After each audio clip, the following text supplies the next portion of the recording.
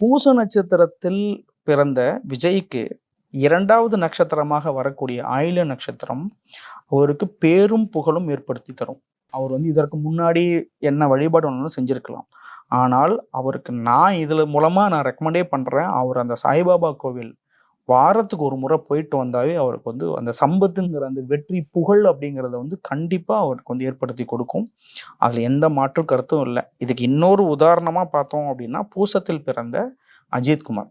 அவர் already Saibaba பக்தர் தான். நம்ம எல்லாத்துக்கும் தெரியும். நிறைய இதுல ஃபோட்டோஸ்லாம் போட்டிருக்காங்க.